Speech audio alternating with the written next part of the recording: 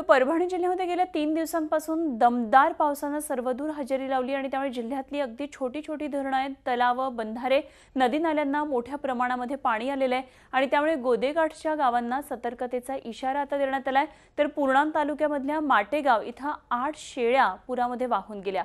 गंगाखेड तालुक्यामधल्या मासोळी डॅमसह सर्वच तलाव 100% भरलेले आहेत। खडका बंधाऱ्यामधून मोठ्या प्रमाणामध्ये पाण्याचा विसर्ग सुरू आहे, त्यामुळे मुळी बंधाऱ्याचे दरवाजे आता निकामे झाल्याने गोदेची पाणी पातळी झपाट्याने वाढू लागली आहे। ढालेगाव बंधाऱ्याचे 16 दरवाजे उघडण्यात आलेले आहेत, तर दुसरीकडे सेलू तालुक्यामधल्या निम्न दुधना प्रकल्प पूर्णपणे भरला असल्यामुळे त्याचेही दरवाजे उघडण्यात आलेत।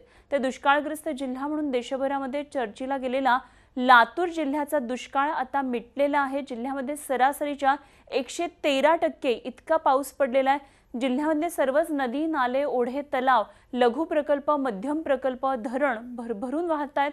लातूरला पाणी पुरवठा करणाऱ्या कळंब, केज तालुक्याच्या सीमेवरच्या मांजरा धरणामध्ये जवळपास 70 दशलक्ष घनमीटर पाणीसाठा झालेला आहे। त्यामुळे लातूर शहराचा पाणी प्रश्न आता पुढच्या 2 वर्षांसाठी मिटलेला आहे। त्यामुळे जिल्ह्यातले नागरिक सुद्धा सुखावलेले आहेत। मात्र 4 वर्षांनंतर शेतकऱ्यांसाठी येणारे दिवस हे चांगले आहेत अशी आशा दुरावलेली आहे। नदीकाठची शेती पुराच्या पाण्यामुळे वाया गेलेली आहे। झी 24 तास रहा एक पाऊल पुढे।